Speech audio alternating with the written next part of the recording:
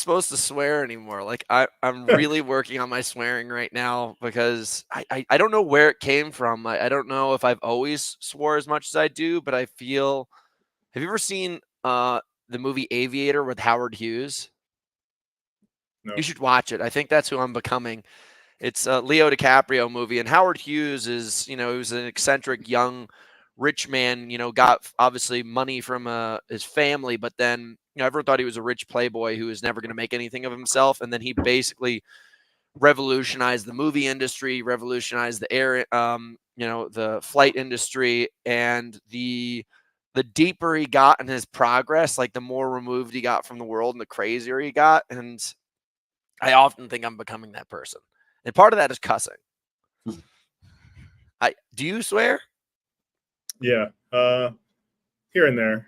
I'm not as bad as possible, but I'm awful. And I don't find myself to be a very like crass person. I'm not like a bad dude. Caleb says that you're sexy, by the way. thanks, Caleb. I appreciate that. I think he's just stroking my ego because I beat him in the Deka Fit relay. Do you think that you've gotten sexier with age? For sure. I was a I, if you like high school, college, definitely looking back at pictures, just, my shit wasn't together. Oh, there we go. I Already. think you look. I think you look pretty good. Like your Thanks. face is looking leaner and more defined than it usually is. Thank you. It's interesting. I'm trying to put this together. When did we first meet? Perhaps Tahoe. The first year Tahoe was there, the day before the race, they had like a, I don't know if there's a meet and greet thing, but people were just walking around festival area, and pretty sure I had a green shirt that I found with this beast like the Spartan helmet, but it was like a black. It was very minimal ink on the shirt, but it looked like the Spartan head. And then you were prancing around. I have the picture somewhere. Pretty sure it's Tahoe though. This sounds good. So this is 2015. Yeah, probably the first year. So this is in my notes. I'm like, how long have we known each other? And it's going on 10 years almost. Yeah. Which is crazy. And I want to anybody who's not, fully up to date on bubbles, we're going to have to go into the weeds and then we're going to come out of them and try to get that 10,000 foot view. But you just recently won Deka Strong World Championships in a fashion that I don't think anybody expected, anybody knew was coming. I was flabbergasted to the point where I'm not going to lie, I was not entirely invested at all in Deka Fit. And then when I found out that you won, my weekend changed. I had already set the world record for Stockholm and I was like, that's lame. That was coming. But this is true sport. Like this is one of those kind of moments where I don't know, like when you see like the Kansas City Chiefs just get wrecked. They had like an undefeated record and then you're just like, what the hell is going on here? And it kind of sparked my flame again for sport. It did. Because right now, at least in my world, it's not like I'm on maintenance mode, but it's off season and my sport is kind of predestined at some point. But yours was epic. Thank you. You're like the Yankees, right? You just win every year and expect it to win. So if someone knocks you off, that's like big news. But if you win, it's not a big deal because you're supposed to win.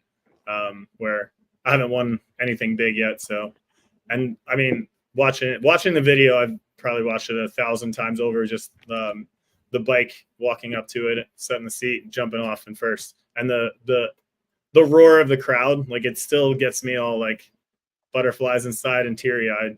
And I'm like, this is what Disney makes movies out of. Not that I think Disney's picking up my You're story. like Rudy.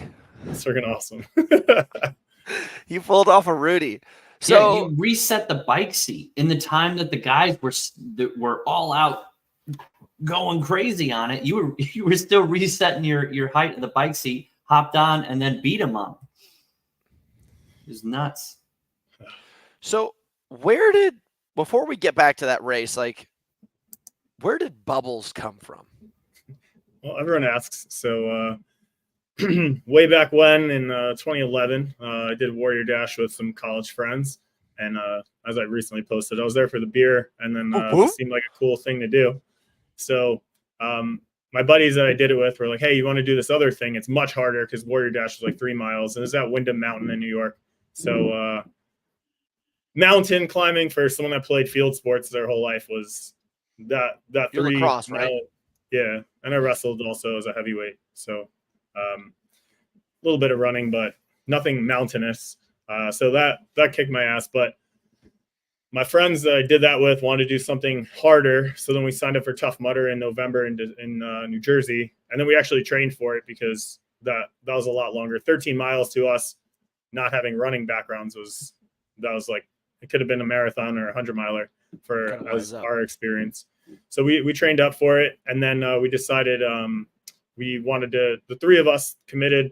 We went to Party City on a Friday night and got some costumes, and it was November, so we bought some Santa costumes and wore those to Tough Mudder.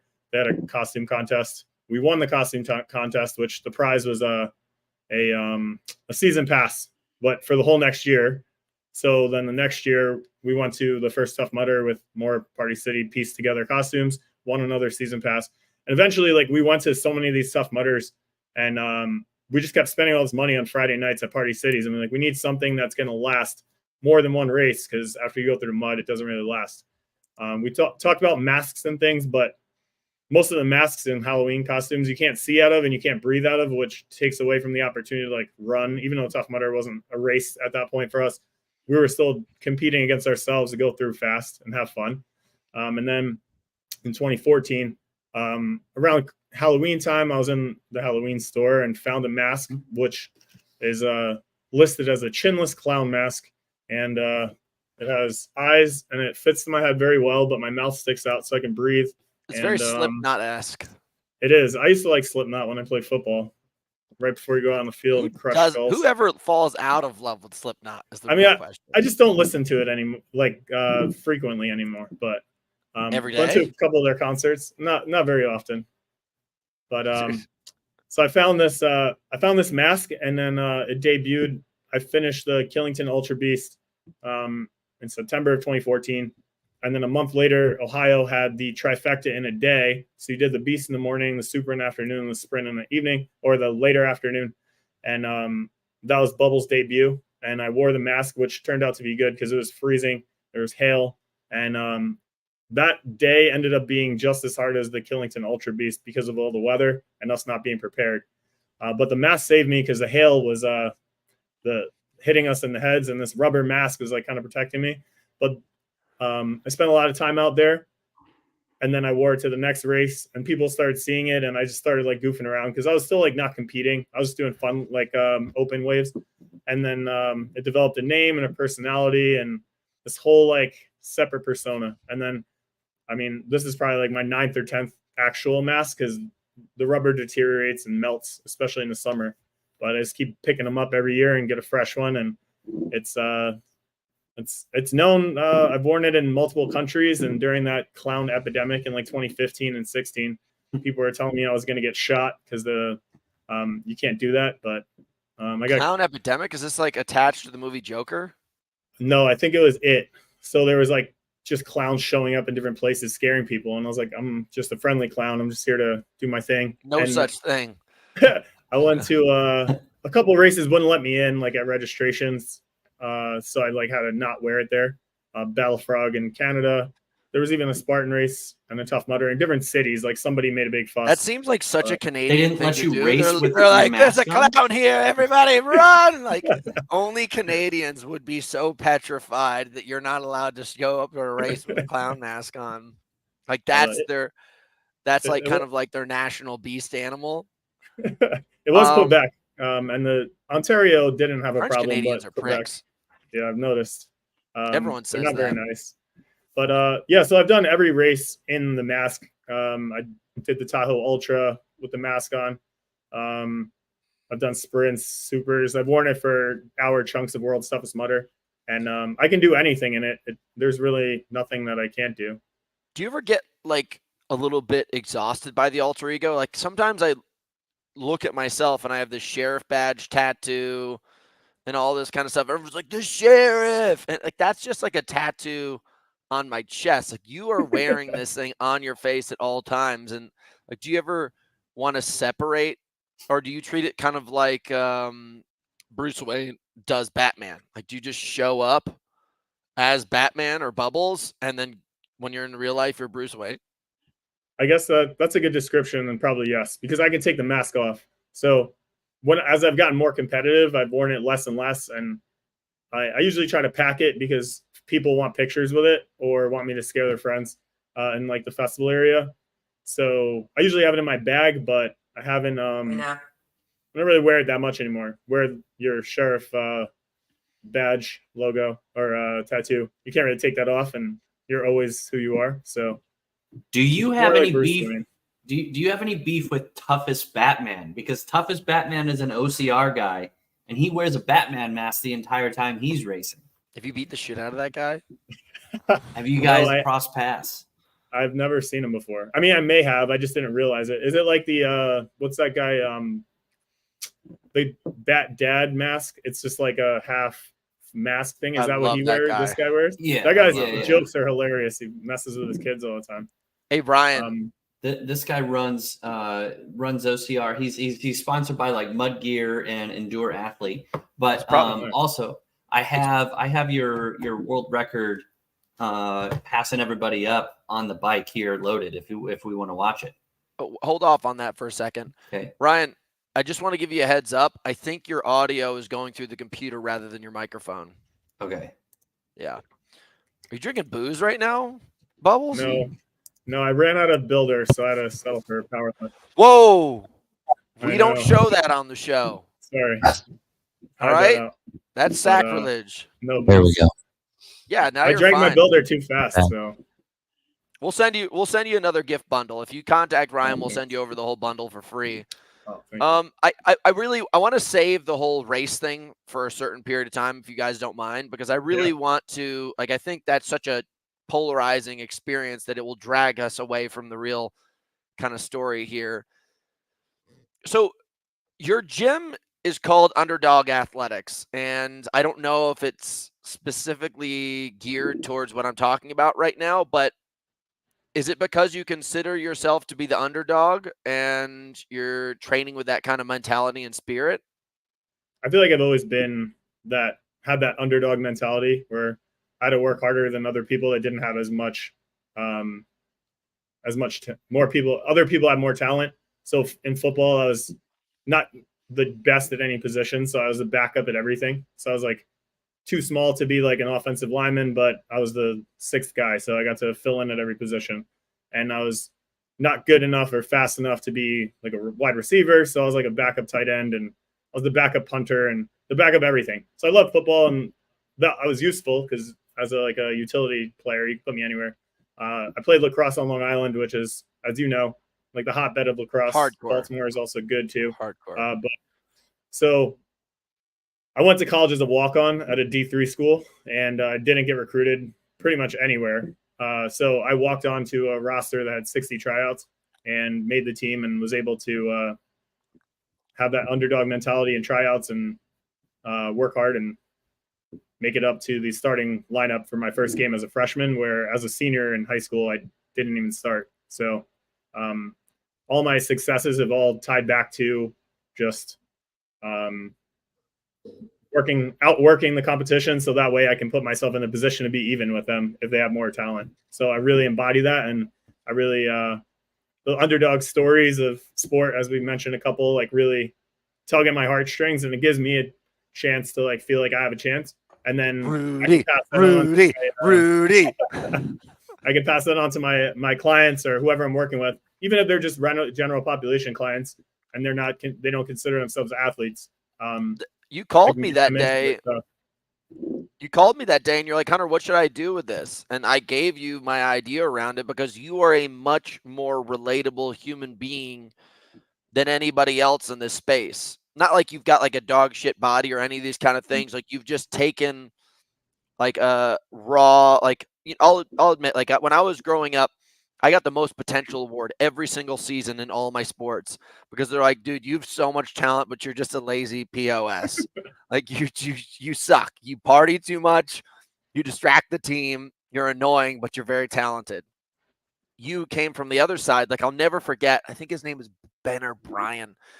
This dude that I ran cross country with, he was the number one kid on the team. And then I transferred schools and showed up at their schools, and I just dominated him. And I'd be smoking weed at practice and come show up drunk. And he was just decimated on the inside. Just like, I don't get it. Like, who is this kid? Like, why is he doing this? This kid was the captain of the team. He trained harder. He put everything together. And you, like, part of the reason why I wanted to have you on the show today is because you use this lifestyle and this position that you were in, and you just stayed with it. And then you won one of the more competitive hybrid events in the world right now. And that's crazy to me. Like, I was literally on my phone, like, shaking.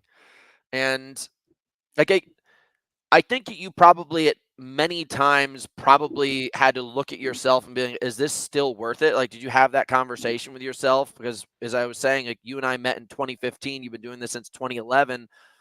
Did that ever hit you where you were like, what am I doing?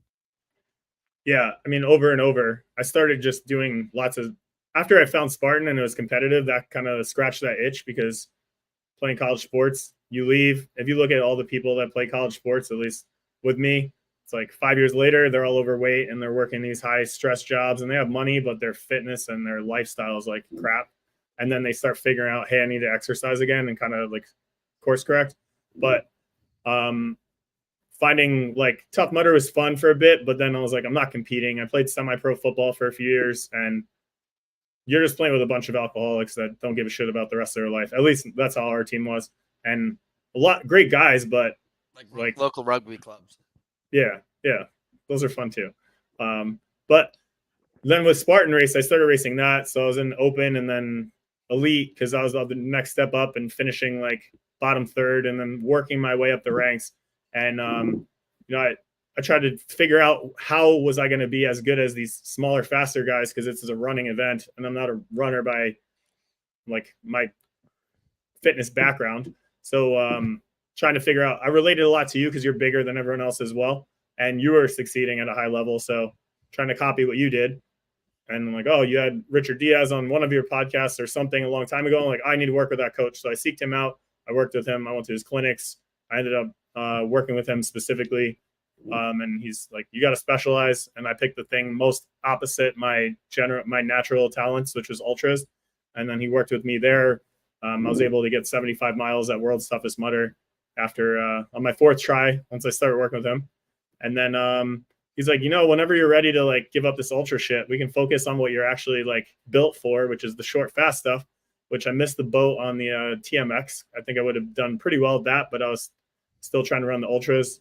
I did the Iceland World Championship in 2018 and finished 7th overall, 3rd place amongst the Americans. So that was like another like highlight. Still not a podium, but like pretty cool to be top 10 in a world championship.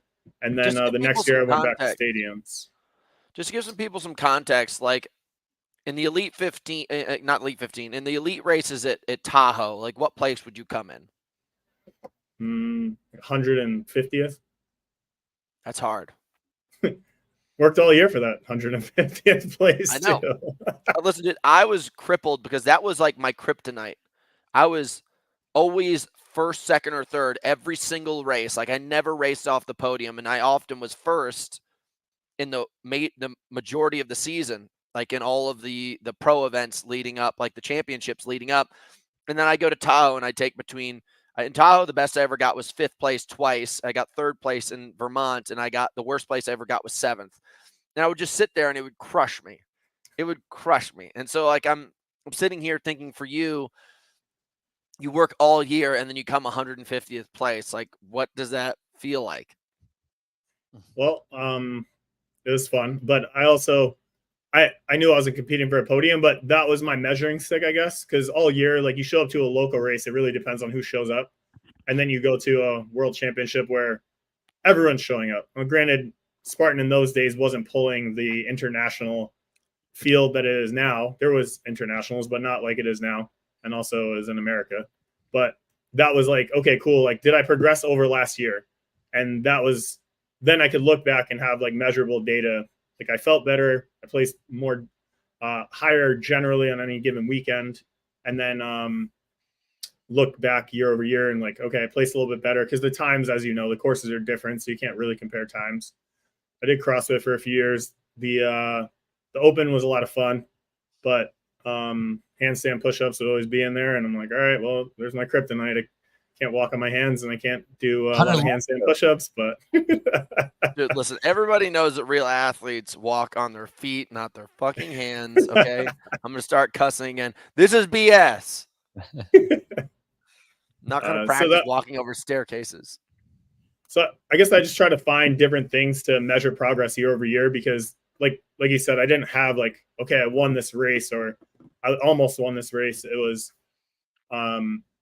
miles at World's Toughest Mudder for many years, then the CrossFit Open, like percentage of overall. So seeing that improve each year, and then like my finishing place at like Tahoe or OCR World Championships or stuff like that. So I just kind of kept doing everything and on end, waiting for something that really built for me really. And then once stadiums were always a blast, and I did that whole series. And I finished top 10 in the series for the year, but most of my finishes were like in the teens, like 10 to 15th usually. Yep. So any given race, people show up, and I just went to all of them. Hey, Ryan, pull up that video now. Let's see this. Yes, sir. Thing. Let's see Bubbles in action. I'm excited. All right, stiff. hang on. Let me see. So this is Deka Strong World Championships. And on the far right, you got Rylan, who's already won at least one or two of the titles. Then you've got, in the middle, you've got Ryan Kent. And these guys are already on the bike doing work. And Kevin pulls up and takes about 5 seconds to adjust his seat. And then he goes turbo right here. Now look at the pace of his legs in comparison. Look at the size of his legs also in comparison to the other athletes. Yeah, you got thick thighs compared to Kent and Magita here. Well, as I learned a couple That's episodes ago, Kent left, and right? Rylan. no, Right? it's Kent. Rylan, it's Kent Kent. and Rylan. Yeah. And then you're off. then and you're not dead. You had the dead balls after that, right?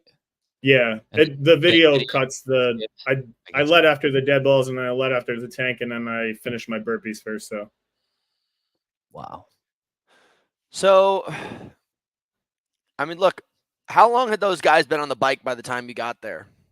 15 seconds at least, because I let them get ahead of me on the ski erg, and then I did all my splits. I didn't do Ryan and Rylan splits, but looking at they were on the bike when I still had to do another 20 meters of farmer carry, and then I had to run the 15 meters from the beginning of the farmer carry to the bike, adjust the seat. So I figured about 15 seconds, maybe a little more.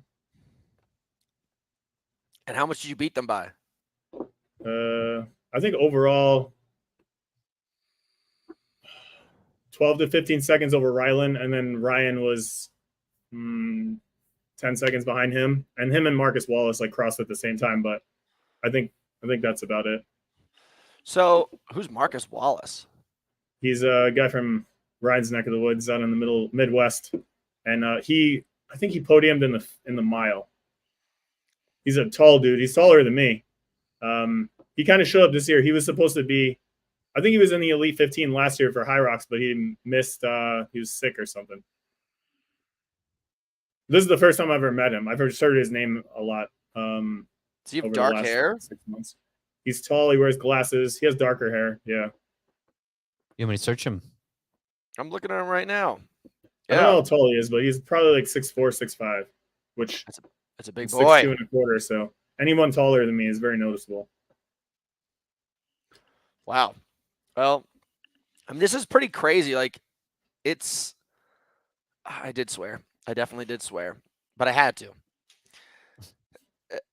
I think that Deka actually has some cool things going on. I personally have just watched sports like rise and fall so many times that I'm just done. Like, I don't want to do this anymore. I don't want to invest in something that's going to fall apart again. And the difference between DecaFit and High Rocks, like, not even from the level of professionalism, I just, from my standpoint, I'm like, I'm investing in High Rocks. Like, that's the poker table that I play at, and let everyone else do whatever the heck they want. But I do think that DecaFit presents a really cool opportunity for the sport of hybrid, fitness racing, all that kind of stuff. I do. I honestly say that. So, when you show up there and you take down these like two titans, like, did you know leading up to this thing, you're like, I have a chance? Or were you just like, I'm going to show up and see what happens? No, I 100% knew I had a chance. I've had the second best Deka Strong time for like more time than I think anyone else, because Who has the number one? Rylan? Rylan right now. Yeah. So 2 years ago, Ryan Corning, everyone's in hybrids named Ryan, as it was with Spartan. So this guy, Ryan Corning from Jacksonville, he had the record for a while. After Spartan games, like, your time was the best, but then Ryan Corning broke that, or he was either the first or second person to break it, and it was like by 5 seconds or whatever. So he had that time for quite a while, and then I got my time down to within a few seconds of him. He broke his record. Then I got it down within 1 second, and then Kent. You guys do deadlifts for 225 still? No, there's no deadlifts. That was Deka heavy or something. Like, that was just a mix that Yancey put in for Spartan games. So my time doesn't really even count. No, you did the Deka Strong that is now in one of the Spartan games, but you did, as it is now, you did it once, but then they made it harder and after that. Well, the way that we did it is we did it once in Vermont. I keep on saying I'm not allowed to say that either. We did it once in Vermont, and there was a bar involved. It wasn't. We had to do 225 deadlifts, and then the next time that we did it, it was done on the grass. It might be this one, because I don't know. The tank has wheels, so the grass doesn't make a difference as much as like a regular sled. No, it was a regular sled. We didn't have tanks. Oh, yeah. Was there a third time we did it? I'll go back. I can't remember now, but I'm Sorry, pretty sure. From you. Yeah, so when you guys did this and you put an 11:59 up, that's when Ryan Atkins' seat was not proper for his bike, and so he was pissed because you beat him, but his seat, he like tested his height on one seat, and then the race bike was put together differently. I don't know what season that was. I don't remember when it was, but that's what I remember. What's the record down to now? 10:33. So you guys took a minute and a half off our times? Specialized training. Yeah. Wow, that's good. So last year I had this. Kent broke the record at Worlds. He got 11:10, and I was pissed because I had a bad showing at World Championships last year. My feet, I couldn't get them into the rower because the straps were tied too tight. And then I tried to make up the time right away and blew myself up, and then finished in 6th. But a month later, we hosted a Deka Strong at Underdog Fitness, and I hit an 11:11. So 1 second off of Kent's time, which he beat everybody by like 20 seconds at World Championships in 22. So then I had the second best time there, Kent, in last year. So I caught up almost 1 second within his record. And then this year, a couple of people broke that record. Rylan, 10:33. I have a 10:48 PR now, which I did a week before Worlds. And I ran 11:04 at Worlds, but it was over like 80 to 100 meters. So this was much more spread out for viewing and the setup. So my transition time, which is one thing that I measure, when I ran 11:11, my transition time was 19 seconds. My transition time at World Championships was 43 seconds. So would have been closer to Rylan's record. How do you feel about Kent's performance at Worlds? He says he was sick. Do you believe in that BS? I don't like to shit talk anybody. Tell us about it. This is a safe space. Safe space. No one's listening. It's just us. I'm not recording, and I'm not going to post this all over the internet. No, I mean, he was sick. I don't know. The extent seems pretty. They talked about it. Him and Rich talked about it for weeks. So I'm sure they had something going. But I think everybody at Worlds, not everybody, a lot of people came in sick, and I was really fortunate that I did everything I needed to leading into not coming sick. And like you say, you race whoever's there that day. Like Magita didn't come in on Sunday for the strong either, and I really wanted to face him because I haven't beaten him before, and I figured that was my best shot. But I don't know. Everyone, I'm not making fun of Kent. All my athletes, we got a house together, and they're all like, "Hey, I only did this because of XYZ," and I'm like, everyone has excuses. You got to perform at the time. No one's gonna remember if someone else showed up or got hurt or whatever. Like when Caleb was in the Elite 15 or whatever before it was called that, and he hit his knee or something on the tank and then dropped out World Championships in Chicago. But let's bust his chops because we have good rapport. Because But Caleb's a pussy. Yeah, I don't. Even if I was dying, I wouldn't tell you guys I would compete. And if you beat me, I especially wouldn't tell you guys that I was dying. I think that's my company policy. There's such a culture, at least in OCR, with if someone doesn't perform, then okay, let's check the sob story on social media tomorrow as to why they didn't win or whatever. But it's not just one person. That's just like culture. Conduct. I think it's the most unsportsmanlike conduct you can do. Like, I'd rather have somebody cuss me out to my face than let me beat them and then be like, oh, yeah, I totally would have done it if I didn't have cancer and a strained back. And I'm like, well, technically I had the flu, so that's why you beat me. But if I didn't have the flu and I didn't have a sprained ankle, that's just diminishing other people's results. Like the worst time I've ever run in a High Rocks was 2021 High Rocks National Championships in America. I shit my pants multiple times the days leading up to it, but nobody knew. I still won. It was my worst time.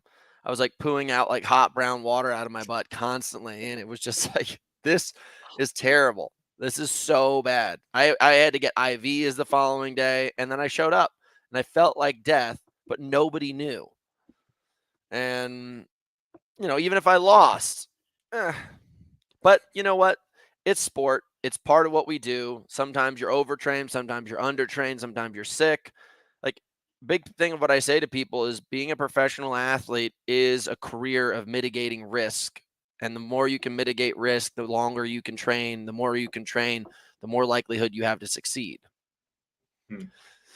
So what do you think it was that got you where you were this year? Because, it sounds like from your story that you finally decide to let go of things that weren't serving you. Like, you let go of ultras and stuff. Like, do you think you could have been a far better athlete if you'd been in this category longer, or did it take like a couple specific years of training to get you here? Like, obviously you're heavyweight. So, I'm aware that big people pull big watts, but you certainly, like, it seems like you had a strategy going into this thing and you executed perfectly. Are you a big fan of like doing 2-hour workouts and just going hours on end on the gym? Well, I mean, all those years of ultra running, I was so used to those long, super long workouts. But yeah, I think over the last couple years, like since COVID, I've tried to figure, not necessarily redefine myself. Like, I still love running Spartan races and having fun and racing, but now I have more athletes that I work with. You're not here to have fun. Well, that's what I was finally able to, like, okay, I can go run a competitive race without getting mentally beat down that I didn't win or podium. And stepping from elite to age group was a big step because ego wise, like, oh, well, I've been in elite my whole life, so I can't run age group. But I'm also not training for any of that. So if I go to a local Spartan race and like run an age group and compete and take a podium, even if it's not first, like, okay, that would have killed me years ago because I didn't get 15th place in elite. And now I'm winning age group against the JV squad, or there's all the different mental games you play with yourself. But for the last few years, focus on Deka. I've done high roxes. I like high roxes, but the last couple of years I've been dealing with some foot injuries, so I can't run as much as I want to for high rocks, which is 5 miles. So what can I do instead? Lots of machine work and really just dialing in these movements. And with any other sport, like I played ball sports my whole life, and yeah, the first time you pick up a lacrosse stick, you're getting hit in the face with the ball because you don't know how to put your stick. But after you play a few years, you can catch and throw both hands against the wall, behind the back, and it's effortless and it becomes automatic. So dialing in the movements, like not that it's exciting to train the same 10 movements over and over and over, but finding different creative ways to keep improving without making it monotonous. And also, to Ryan asked about what super long workouts. My race was 11 minutes and 4 seconds, so I don't need a 2-hour workout anymore. I can get that base conditioning in less than an hour, do more mobility, and I don't have to put in the super long training blocks because I'm not going for a 5-6 hour ultra run. And then just figuring out the cycles of training to build volume when I'm not peaking for a race, and then just keep things sharp when it comes time to throw down. And I like the Deka fits. I have fun with them, but I'm sitting at like 34 minutes, which is not going to be top 20 roll downs. Was it like under 39 now? 30, I mean? Yeah, like the top guys are under 30. So yeah, I'll keep getting faster at that, but that's not my goal. It's just fun to do. And also I'm building my brand, and I have a lot of athletes that are much better runners, so they're competing in fit. So I'm going there to support them and then pick up somebody and run a team's race and win that, because my skill set plays very well to finding a fast runner and doing all the legwork. And sorry. This burp. No. I was going to say something. I'll pose this to you. Like, you're a shot putter and you're trying to do decathlon.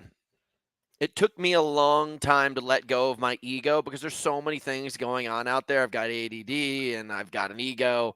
I'm like, I have to win Spartan Race World Championships.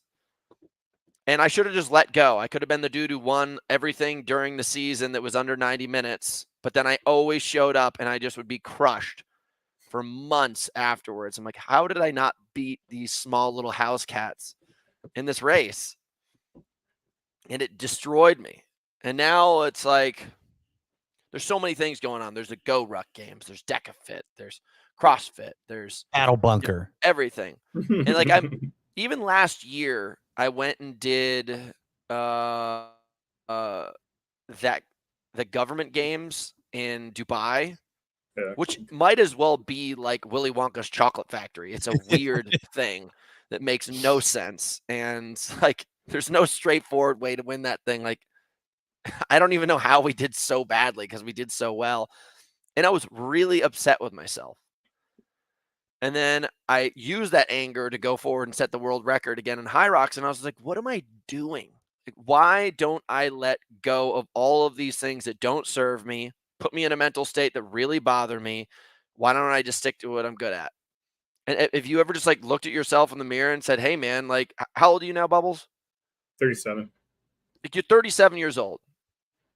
You probably have about 2 to 3 years of opportunity left. And do you think to yourself, like, I'm all in, going to be the world champion of this for the next couple of years? Or do you say to yourself, you know, this is a journey. I've done this from the start and I'm going to finish it this way? I guess I haven't really thought that much, but to your point of like getting frustrated with not performing at everything, because as a competitor, I always want to win, even if it's board games with my wife. I'm like, just got me on this one. Mm-hmm. But I love all this stuff and the people, and I think that keeps me coming back because I was like, I don't drink anymore, so my social needs are met by going to races. I don't have any local friends, like you say, like, oh, come out and train with me, and then someone shows up once and never comes back. Like, I train in a cave because anyone local isn't training at the level I am, or at least we're not on the same page. And then all my friends yeah. What part?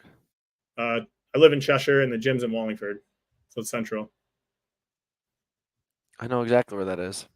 Yes. We're doing dry January if you want to join us. I mean, it's not very hard for you to do it. I got a new streak going. We're working with a non-alcoholic beer company called Go Brew, and we're going to be sober. Has set it all up. Thank you, Go Brewing. It's not very challenging for you. It'd just basically be you doing the same exact thing. So Maybe you should drink all January while we don't drink. That would be challenging. Are you sober now? Is that your? Well, Do you use the word sober? Or you just don't drink because you're busy doing other stuff.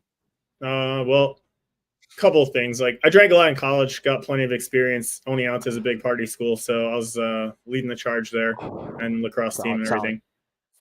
But my dad's been a recovering alcoholic since I was 10, and then not that I'd go through periods after college where I didn't drink for a bit, and then if like something came up and was like, oh well, I want to drink there, then I wouldn't have a problem with it. But it's easier to abstain for a long time than dabble and in and out and stuff, especially like through training blocks and whatnot. And after the lacrosse Final Four, like I guess it was in Connecticut 2 years ago, drank there, and then after I didn't drink for a bit after, and then that just kind of spurred on. And then last year, my dad, I went to his AA meeting for his 27th year of celebration, and then that was the last time I ever saw him, and he passed away like a month and a half later. And then I'm like, okay, well, he didn't drink for 27 years, and I'm not going to celebrate his life by drinking. And obviously the emotions of losing a parent is huge. But I just kind of decided I haven't really had a good reason to drink since. I'm not saying I'll never drink again, but I was like, I'm definitely not drinking right after his death and everything, just to honor him in that way. And yeah, but he's always been a big part of my athletics. He would like figure out how to get off work and drive to Brockport, New York to like watch me play like a Division III lacrosse game. Went in the middle of on like a Wednesday afternoon when he should have been working somewhere. So my success in sport has always made him proud. And I don't know if you watch the YouTube live of the Deka Strong Elite while they're doing introductions, I'm like in the back and they call me up and I'm like just teary-eyed like crazy because I'm like getting myself mentally engaged, and I usually like different from usual. And I was just thinking, and I'm like, my dad's gonna be proud today, and I just got all emotional and start crying. I'm like, oh well, this is the time I can't see. This probably I'll have to settle these nerves and get out there. But I guess that plays a lot more into the role of not drinking right now than anything else. That was a lot more thought out than I thought you'd say. I thought you were just going to be like, God, I just don't like drinking beer. I don't really have a reason not to other than just going hard. I tried the sober thing for 5 months and 29 days. Oh. Didn't pan out. In reality, at this point, like you're on this high. Like, do you have an agenda that comes next? Like, do you have like a plan? Or are you just going to sit back? You're talking more athletically or business-wise or life? Athletically.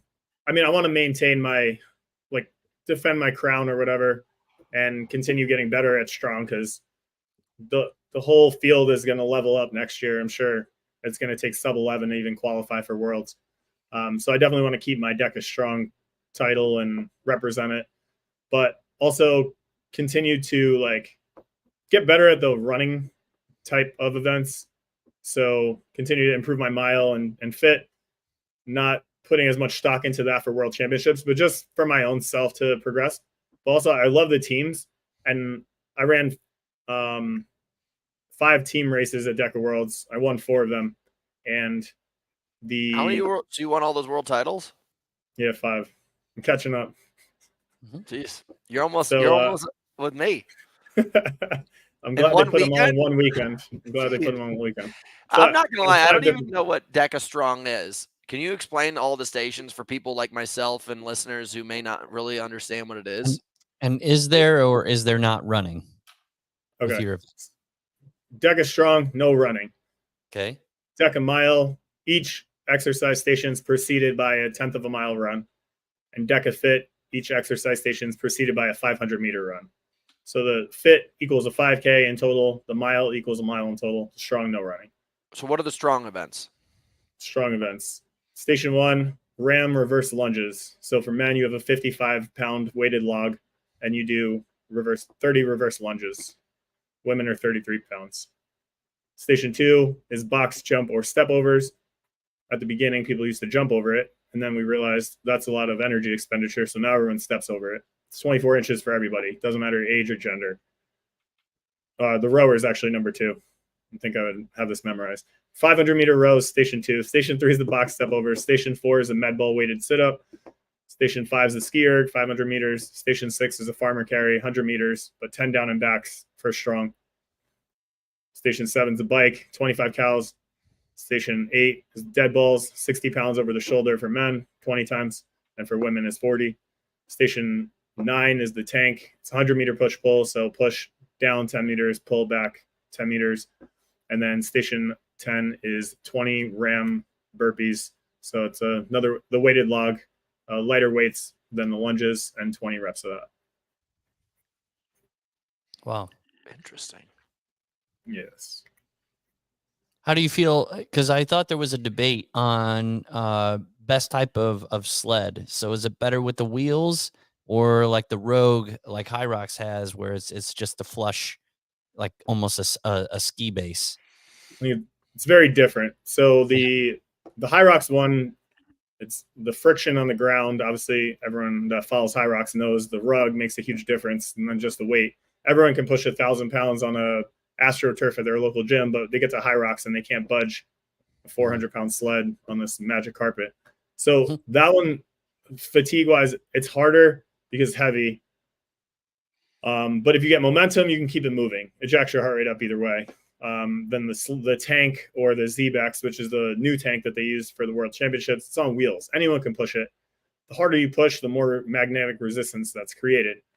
The way that you get faster is you build up your muscle endurance, so that way you can push it at a higher resistance, variable resistance, or you push it or pull it fast enough where the tires slide on the surface, which is why the Deka Fits, the tanks are always faster there because you're on polished concrete, or the gym events, it's usually on a rubber floor or asphalt or turf.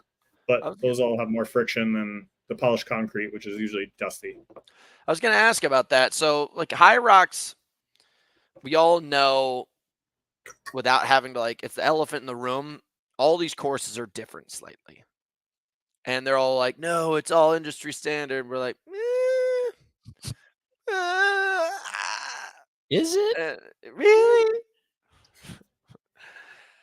Is it like that with Deka Fit? Like, you can go and run a 10:30 in this one, but that same exact day in a different place, it'd be like a 10:45, 11. Deka Fit's a lot more standardized because Yancey puts them all together. So it's always going to be 2 laps. It's always going to be the same stations and all, but the floor is usually standard to be that polished concrete. I hate that stuff. I really hate that stuff. But usually the shape is a square, more of a square. At Worlds is more of a long rectangle because of the shape of the building, but usually it's a square. So you have 4 corners. And what about like the distance between on the in when you go in is the variable distance the same from course to course? They try to make it as close to 0 as possible. So you leave the course and you step into the station. You don't go into a runway like High Rocks and then pop into the station. So you get to station 1 and you step in, and if you're there early enough, you get the mats that are next to the entrance and exit. If you're there later, you got to go in more steps. So it's beneficial to get there sooner. So you get the machine or the station that's closest to the entry and exit. But you enter and exit through the same spot. So there's benefit of you're not running through a loop where in High Rocks, it doesn't matter how soon you get there. You run more before. If you get there early, you run more after if you get there later. This is a totally different topic, and I put it in the notes. Probably a sensitive topic for some people, but so since you've been like in that pack that, like, we were talking about earlier, 150th place at World Championships, do you ever worry about doping in your category? Kind of like the people that are more so like high level age groupers, or back of the pack elite level athletes?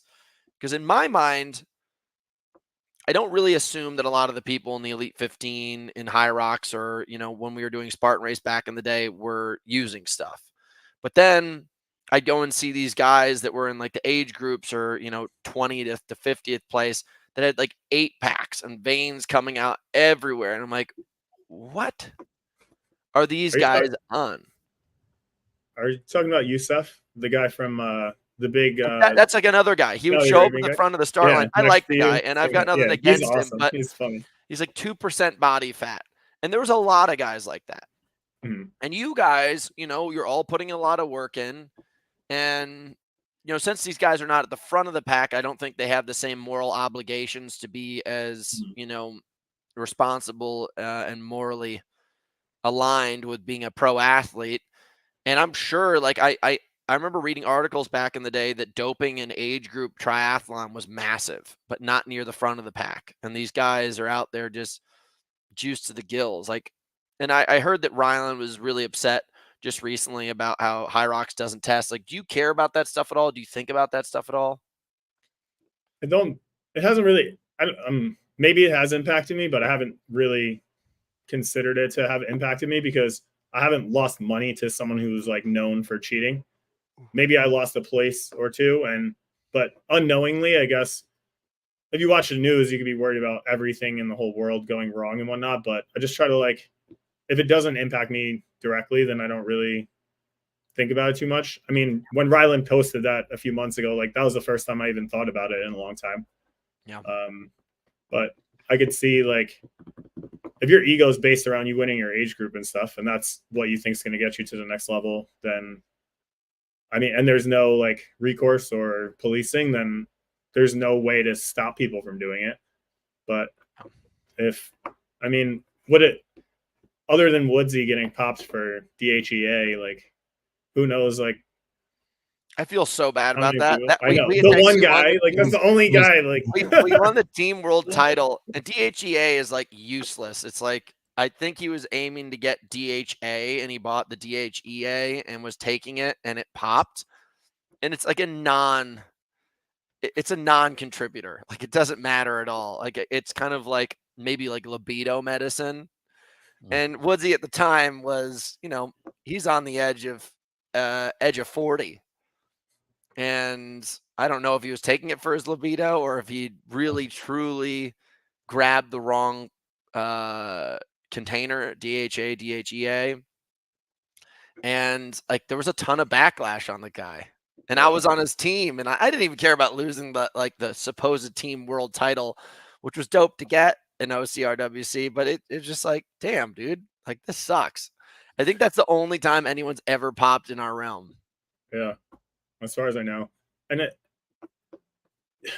like you said, after like that came out, like, I didn't think that I'm not checking to see the banned substance list, like playing college sports. You're just looking for NSF labels on everything because D3 is not testing. Maybe they are occasionally if there's like a reason to, but when I was a freshman, we had Division I soccer, so they got tested all the time. But like, it was not that we didn't have coaches that were like, oh, you guys need to take this so you get bigger, stronger, faster. But if someone was experimenting, they weren't like telling everyone about it. So it's not, you're not trying to draw a light to yourself. So that whole industry is a scam. That whole industry is a scam. Like, I'll probably never get the stuff batch tested. Like, do you think really that these supplement companies have the time to just be pouring in free testosterone and stuff into our drinks? They're like, oops. Like, no, they're mixing up thousands upon thousands of pounds of powder, and the likelihood of you getting enough of a dose with regularity that would manipulate your body in a positive direction is insane. And then second of all, the fact that they are pouring that stuff in there to begin with out of their own pocket like a crazy person is insane. It's insane to think that. It's just a money-making racket. It's the same thing that I talked about, like, in schools having to use those scientific calculators. No one uses those fucking calculators, but somebody made a partnership with the schooling industry in the United States many years ago in a room, was like, let's do this and make some money off these children. And like, it's crazy. Everyone probably in a storage bin in their house has multiple scientific calculators that have never been used past that 1 or 2 weeks in high school that you were told to use it. And the same scam falls into the nutrition industry. Like, we went to our first ever event. People are not going to like that I say this, but I'm going to tell you it with absolute honesty, and I'm bringing it up because I don't give a fuck. We went to our first ever event where we put a booth, and there were so many Jewish people that came up. They're like, we would really love to take this if it was kosher certified. And I'm like, is there a racket going on right now where you guys get a kickback from the kosher certification board for being the person that tips us over the edge? Because listen, I go check through our list of order sales. I almost never see Jewish names coming through. There's no like Goldstein buying our supplements. It's just not happening. There's so few Jewish people in the entire world that it's not a metric that we're concerned about. And the fact that many people from an event came up and were like, we would like this. I'm like, this But it's not kosher certified. is You're a saying that, huh? scam. I'm like, they are all working together with a kickback thing. And I was mind blown. Like someone was like, hey man, you should probably really do this. And I was like, you're an idiot. Like you are getting bamboozled by these people right now. And I've been contacted by like tons of people that are like, hey man, we'd love to sell your product to like college kids. Like I've got a lot of connections, and also I can get you a really good rate on this. And I'm like, it's a kickback. It's all a kickback. These people are salesmen trying to get us. Are you talking about the certification that you would go through to like be able to have the college kids use it, but they have to whatever that testing is, that's like 10K to just get the certification that, yeah, it's good. Meanwhile, all these college lacrosse players are like doing lines of blow and I know. testosterone. The tests are going to pop everything else. Everything the else. PEDs are not the issue. Oh, Hunter's creatine powder gave me this damn citrulline. This citruline's giving me chest hair to my eyeballs. Like, like, no, you guys, like the whole industry is such a scam. And the craziest part about it is it has to be single batch tested for every single batch that you buy. So it's like it's a freaking cost is crazy bullshit. I'm not doing it. I'm never gonna do it. Come get me, bro. I'm up here in the mountains. I'll freaking toss you around. So you don't want to invest your own money of putting PEDs into your stuff and not tell anybody about it. Yeah, it would probably drive sales. I'm just in a pair of Aspen chaps over a cauldron of powder, just mixing it up, pouring in all my testosterone and it'd be a great way to lose even more money. Let's put test in it and not charge anything for it. It's such a scam. I've learned so much about business in the past couple of years that like I'm not saying I'm a genius by any means, but it takes you a while to stub your toe enough times. You'd be like, wait a second, something's going on here. Is there anything that you do in your personal life that like has like moved the needle for you specifically? Like, is there something you're like, man, if I could just like go back and look at my career, I really have always liked eating this, drinking this, taking this. Like I've always like gone to bed and I wear like socks on my left foot, but not my right foot. Like, is there some kind of secret? What's that superstition you do before the race? Do you put potatoes? Dude, do you put onions in your socks to pull out all the toxins? Never heard that one. Dude, supposedly if you get sick and you put onions in your socks, it will suck out toxins through the bottom of your feet and like help you feel better, and they will turn black. Oh. I'll try that on next time I get sick. No, I mean I've included a lot more recovery stuff, which I think probably like 10 years ago I would put in the Ben Greenfield's mysterious witchcraft methods, but now things are coming more to light, like red light therapy or hot cold plunges and stuff like that. And those kind of things. Like I've tried to utilize the new methods of things that people are doing to try to bounce back faster. Because like you said, I don't know how you worded this before, but if you just keep beating yourself up all the time in training and you don't recover, whether it's eating, sleeping, or otherwise, then you're not going to be able to train as hard. And then you don't get the bang for your buck and you just overtrain and get injured or whatever. So I think that's probably the biggest thing, just taking care of myself outside of just my workouts. Because I think growing up as an athlete, like, okay, we got to hit the gym, and you go after school, you lift a bunch of weights, have your protein shake, go home, whatever. You stay up till 4 a.m. playing video games. You wake up at 6 to go to school and you do it again. Especially as we age, like I'm made friends with a lot of people that are in older age groups, and you see higher performers at the higher age groups. And you're like, what are you doing to stay in that shape? Because most people I know that are your age are not looking like that or performing like that, and try to learn from them what they're doing to get better, like longer warm-ups or more sleep or whatever it is, but trying to learn from other people too. I really lean into Hobie Call Like I met Hobie Call, I believe, when he was 32 and I was 22, or like he was 34 and I was 22. And this guy then spent the next like 6 years beating the crap out of me. And then he showed up at Spartan Race World Championships at the age of 40 and dominated people. And I don't know if you remember, but the next season he went undefeated the whole season and then didn't do well at Worlds. So I call him now. And I have like this whole superfood routine. I'm going to do a plug for Hobie. You know, I don't know if anybody knows Hobie Call, but if you don't, you should get your shit learned up because he's a god. He is a god. He is the person who founded this whole movement and really like towed the line for a period of time that no one was invested in. And then he made it cool. This dude is the most winningest obstacle course racing athlete in history, at least in my mindset. There's people who probably have better records than him, but when the records mattered, he was the devil on top. And he's like just a very interesting, soft-spoken Mormon guy. Like doesn't have the money to invest in like all of these fancy knickknacks that like, you know, the Ben Greenfield industry is trying to push on everybody. And the dude has like a couple superfood shakes that he makes and he's followed. And I started taking like in the past couple years and now I'm doing it very consistently and I'm very healthy and strong. And one of the things that he's done is he owns a company called US Shilajit. And this guy has been like going up into the mountains of Utah for years and extracting this special kind of like mineral paste that I call it mountain jam. It's like it kind of like gets pushed through. Basically, you understand that like there's fossil fuels, all this kind of stuff in there. It's just basically compressed stuff over time. Shilajit's one of these kind of best way to put it is like, you know, it's one of these kind of things produced over tons of time of compression that is super mineral dense and it's like a superfood. And this dude goes up into the mountains. It's becoming like a big buzz product all over the internet now. Ben Greenfield's a person pushing it. That stuff's all coming from like China and places and probably denatured and washed out for basically like extra margins. This dude goes up into the mountain with a pick himself, extracts it in the mountains of Utah, brings it down, processes it himself, and makes these beautiful little bottles. And like it's one of the things he's been taking for years. It's like one of the more of like the health category, like maintenance and health rather than performance, which we're all focusing on. Because a healthy body is a performing body. An unhealthy body doesn't have the ability to perform.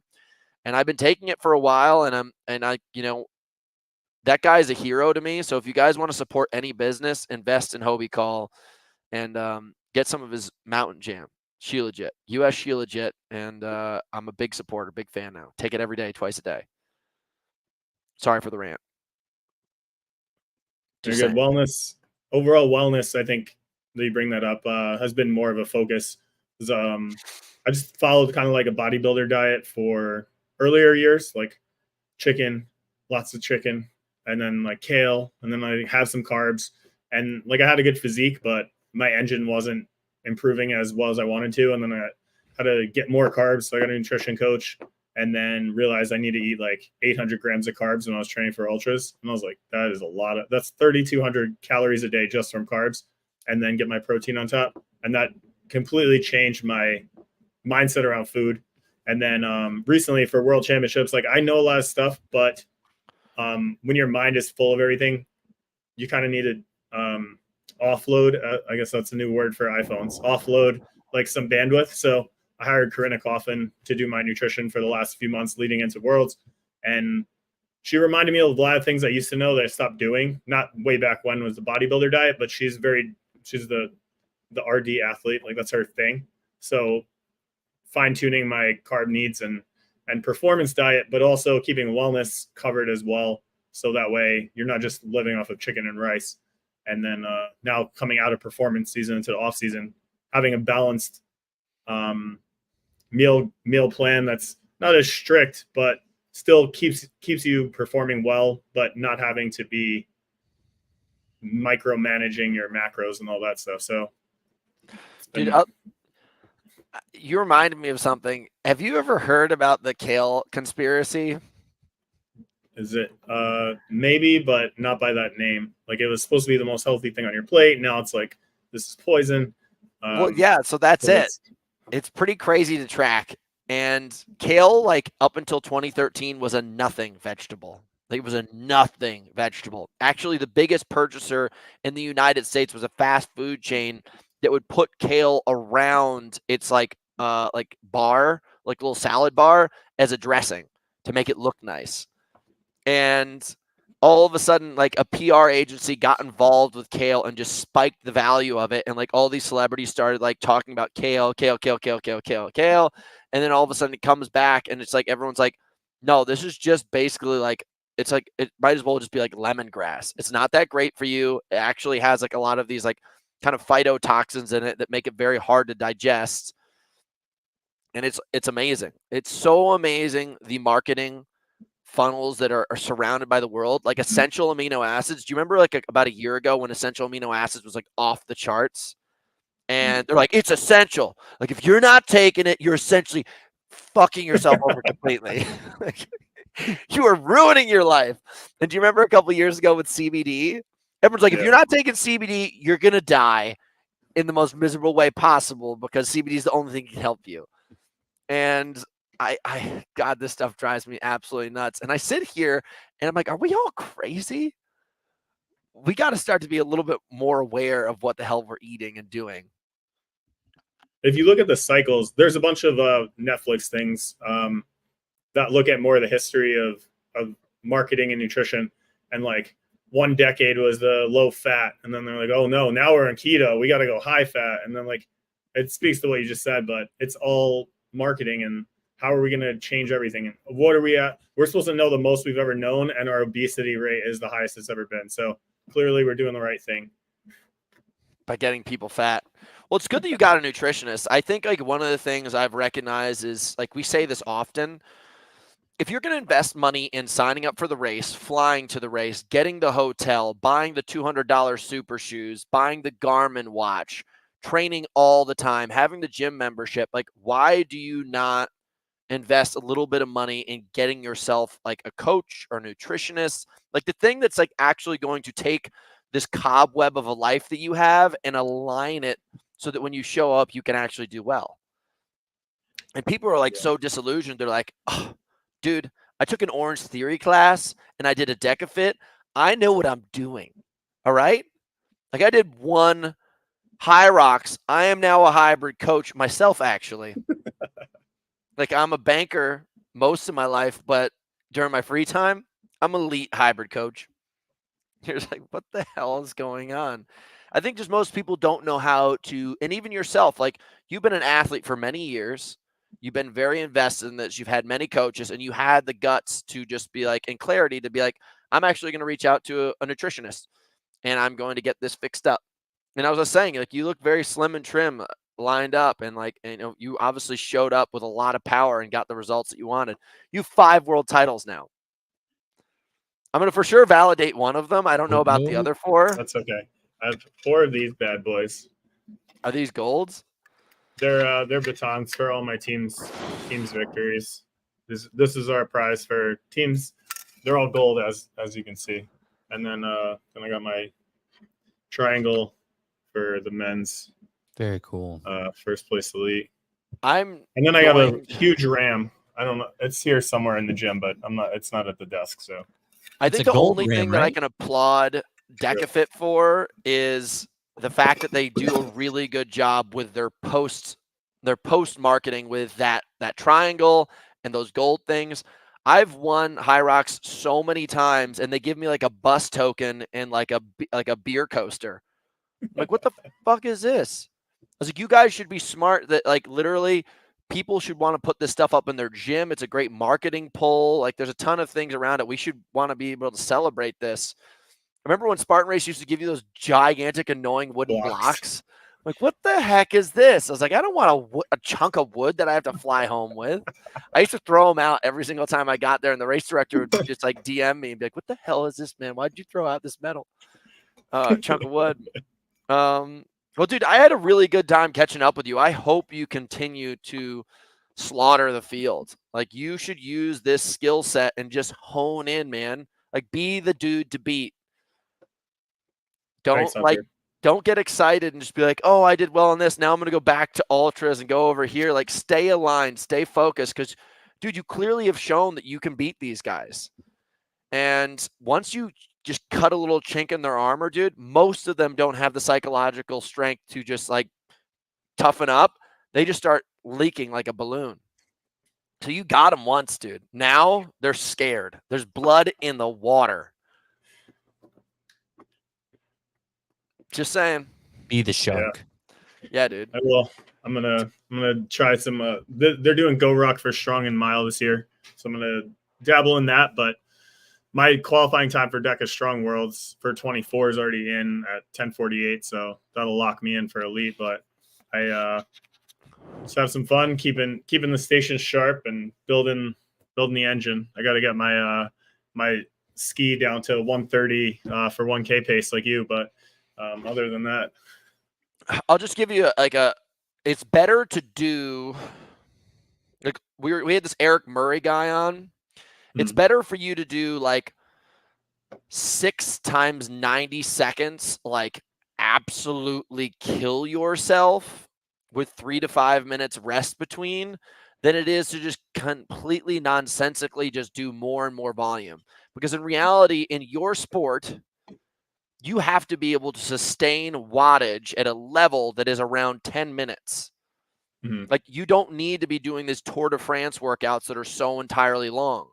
And I think so many people like sit there, like I see people training for high rocks by putting so many plates on their sled and just like pushing it for a video. And I'm like, you still suck. You are like, you still suck at the endurance side of thing, which is the entire aspect of the race. You can push a ton of weight, but you are still 15 minutes behind me in the race. Like, I don't ever do sled pushes. And if I do sled pushes, I do very specific endurance bouts. And I have to like calculate it and time it and everything. Like, when I see people push a bunch of weight on a sled, I'm like, you're an idiot that I'm going to fucking nail next race. Like, I can't wait. Like, keep on putting on plates, champ. So for you, like, I was coaching you, just very simply put, rower, skier, assault bike, 90 seconds efforts with 3 to 5 minutes rest in between. And you have to hold such high wattage, and you're going to have to do a block of this for like 8 to 10 weeks and just see where you can go. And then you do an endurance block, and then you do a threshold block, and then you do a lactate and like intensity block. And you should be able to come in with wattage. Like, you have more power than these guys. You just need to have more stay power. Fuck them up, dude. Yeah. I got that on the bike. By the end of the show. I just gotta, yeah. Thank you for that, Hunter. You'll crush it, boys. All right, everybody. If you love what we're doing, first of all, support Hobie Call. Check out Bubbles. If you guys want to get some training, check out House Training. Bubbles has got some training too there.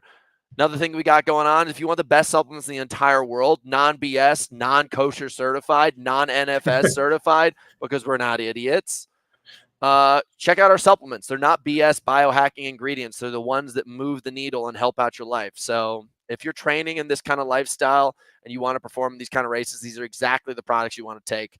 Guys, I have to piss like crazy, so I'm out. Later, Later. Later, bro. Have a good morning. Guys.